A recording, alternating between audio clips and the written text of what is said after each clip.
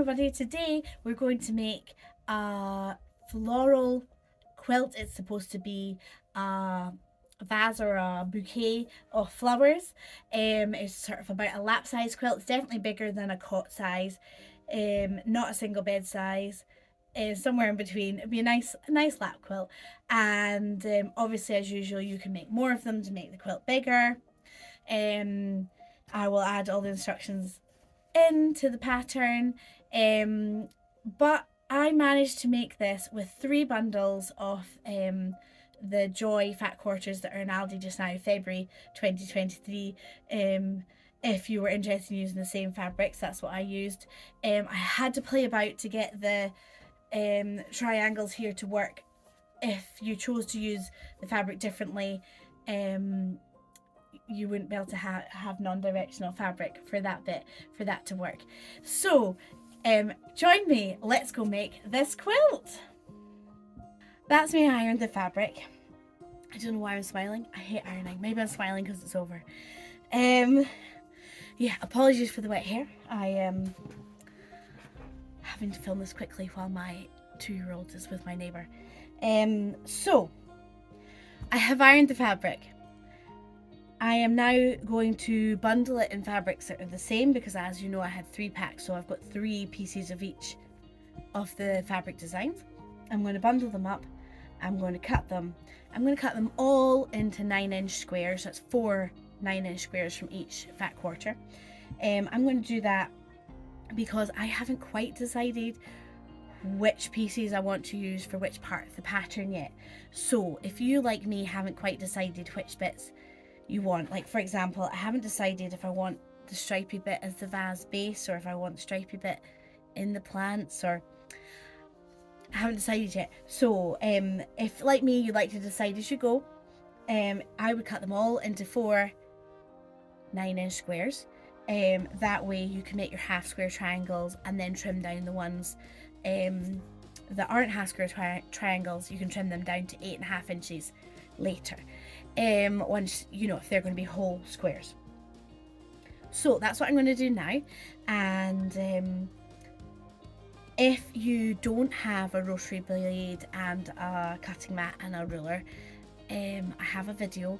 The link will be in the notes, and I have a video online on YouTube where you can use your scissors and how to make a template at home and everything. I've got videos for that online, so if you haven't got the tools yet, those videos are there, and I'll see you in a wee bit once I've cut them. Okay, so because this length here is 18 inches and we're wanting to cut 2 9-inch squares, I'm being careful to line up the top and the bottom of the fabric, and I'm going to cut off excess from the sides to make them square and then work that way. So I've neatened that end there, and now I'm going to measure 9 inches.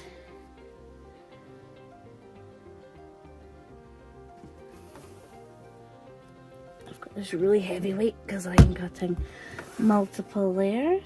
Right, so that's now 9 inches from here to here. This is the way I choose to cut it, with the fabric to the right. You can find what works best for you. There we go. And you never move your weight until you're sure that you have cut all the way through.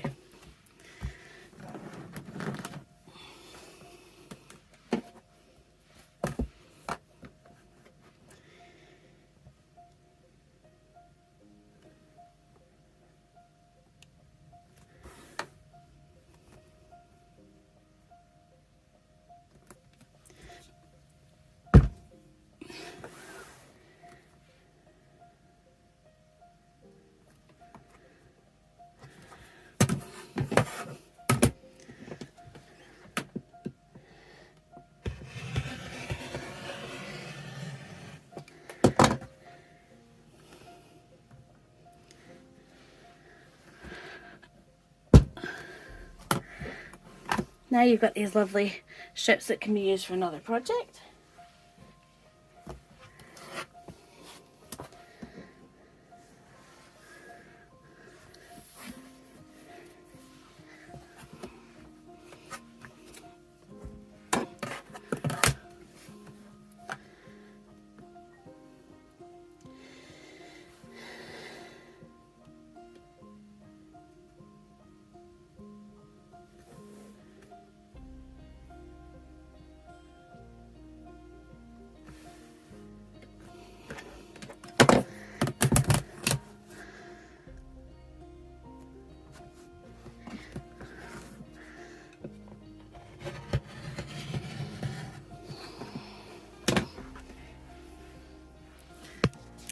Okay, hi everybody. This is my design wall. My design wall is a very cheap fleece blanket from IKEA. I want to say it was $3.99. I can't remember now. I bought it quite a while ago, and literally I have nailed it to the wall because I don't know if you can really see, but I need to decorate my room, so I'm not worried about whether it looks pretty or not. So it's literally just nailed to the wall, stretched out with nails. And what you do is you get your pieces of fabric and you just smooth them on, and they stay like magic. So if you've got space on your wall that you could pin a fleece blanket, this is a great thing to do. I have mentioned it in other videos if you've seen them. What I wanted to show you was that this is a really nice way to lay it out so you can see it. I've pinned some bits of fabric here as a wee try of some half square triangles. Outshot, there's some ones around the edge and the same. You can maybe see this one down here. Just pinning them to try it out and to make sure that I've got enough of all the different colours for the different bits that I wanted. I would quite like to keep my fabric all the same direction for the directional fabrics. So I have worked out that I have enough squares to do that. I'm going to have to be super careful for these half square triangles down here for the stripes. They're the ones that might go funny. But basically I am happy now with my fabric choices, and what I wanted to show you was the layout, but also how I stack them. So I stack them from left to right because of the way I sew. So let me go across here and show you. So normally you would start with the top, but because it's out of shot, I'm going to show you just this middle row because it's easier for you to see. So normally you would start with the top or the bottom, and you would work a whole row, pile them up, and then do the next row, pile them up, and next row, and basically so that you're nice and organised that way. But what I'm going to do is I'm going to show you this middle row because that's one in shot. So what I do is I take the first one, put it on top of the next one, on top of the next one, on top of the next one, and on top of the next one. So then what you do when you're ready to sew, you take the first two squares and you put this one, oh, I'm dropping them now. So then what you do when you're ready to sew is you take the first square and the second square and you put them right sides together, and I sew down the right hand side, so when I open it out these two squares would be sewn together, and then I would get my next square, which happens to also be a stripy one, and I would make sure the stripes are the same, so it goes yellow, green, blue, and then I would put them right sides together and sew down this side, and then of course I would continue along adding one from the right. That's how I choose to do it. There is no right or wrong way. You do it the way that's going to work for you, the direction that you like to sew, the side that you like to sew. Maybe you like to turn them upside down and sew them from the bottom to the top. Don't believe the hype that there's a right or wrong way. As long as you don't get muddled and you do it the same way all the way through so that you know what you're doing, it's all good. So once you've chosen your fabric, laid it out and you're happy with it, bundle it up in rows, ready to sew each row, and then when you've finished each row, you'll put them right sides together and sew the long edge, and then so on and so on until you're done. So I'll do that now and I'll show you. Yeah, so I'm wanting two half square triangles that go the same way, orange, yellow, green, blue. And if I do it this way, I'm going to end up with a green, blue, yellow, orange on the other side. So what I'm going to have to do is I'm going to have to make two half square triangles with two different bits of the stripy material so that I end up with what I'm looking for. I'll end up with two half square triangles that have the fabric, stripy fabric, going the opposite way. I'll just have to use them in another project because I really want the stripes to all go the same way for that part of the pattern. So let's get sewing. First of all, what you do is you have the front of the fabric and the front of the fabric, so that's the right sides together. So you can see here that I have the back of the fabric and the back of the fabric on the outsides. And then what you do is you draw a line. You can do this in pencil, you can do this in biro. This is a pen that goes away with heat. up to you what you use. I usually just use a pencil. I'm using this pen so you can see it clearly. I usually just use a pencil, and then I know that that'll wash away at some point when the quilt's made and it's not overly visible. You only need to be able to see it for the sewing, so choose something that works for you. So what you do is you work out where 1/4 of an inch sewing will be. So if I put this here, I don't know if you can see it, but there's a line here on my foot, and that's approximately 1/4 of an inch. So if I line this line up with that bit on the foot, I get approximately 1/4 of an inch. Now, if you were doing this smaller, it would really matter that you got this exactly 1/4 of an inch and made it super neat. However, because I'm doing a giant version of this, and these half square triangles are 9 inches to start with, and they'll be 8.5 inches once we cut them down, there's room to play with. So this is why it's a great one to start learning your half square triangles, and then you can build up the accuracy in your 1/4 of an inch as you go. So let's sew. So we sew 1/4 of an inch to this side all the way down.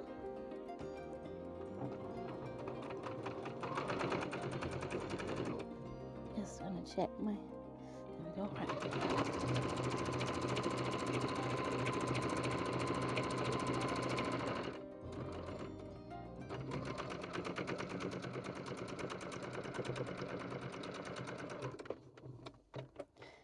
Right, and then sew 1/4 of an inch to the other side. And there we go. So we had a line down the middle, and we've sewn 1/4 of an inch that side and 1/4 of an inch to this side. And now what you do is, obviously if you're using scissors, you use your scissors. You cut down that middle,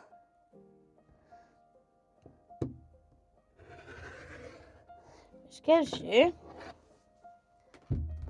your 2 half square triangles. Now I have got my half square triangle where I have orange, yellow, green, blue, which is the one that I want for my quilt, and I have the half square triangle where it goes sorry, that's my children, blue, green, yellow, orange, which is the one I don't want, so I'm going to put that one to one side, and I'm going to get on and make the other ones now.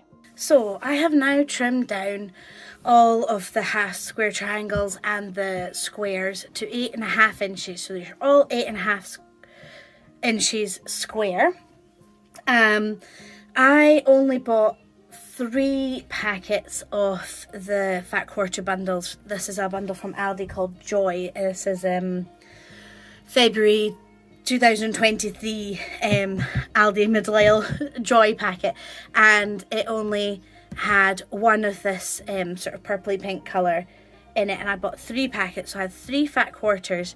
Now I have managed to make this quilt top work with 3 fat quarters of this backing colour, but I did have to play around with it a bit, make a half square triangle, and then use the other half square triangle for another bit fabric.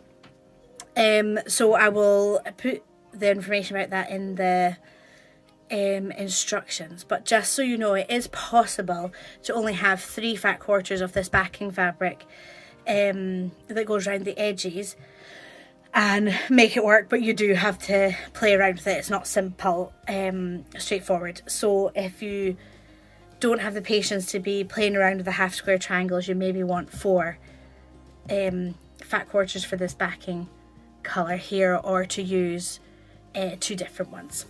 Okay, so this is the top row of the quilt. I've shown you the quilt on the wall already, so now that I've trimmed them all up, they're back on the wall, all trimmed up to 8.5 inch squares, and I'm going to bundle them up and sew them. So these squares together, then sew this one to that one, this one to that one, this one to that one, and then I'm going to sew this, all of the rows like that, and then when they're all sewn in rows, I'm going to sew along the long edge of row 1 and 2, and then 2 to 3, etc., and have my quilt top done. So trimming the squares to 8.5 inches was the most time consuming part, I think. Now you've got to this stage, this is the home straight, this is speedy, this is when it all comes together. So let me show you. So these two I'm going to do, and then these three are going to be later. So let's put these together. I'm going to do it this way or I'll forget, because I like to sew down the right hand side. Right, so I'm lining up these edges that I want to sew. I'm going to double check that they're lined up at the other corner. And I am going to do 1/4 of an inch seam down the edge.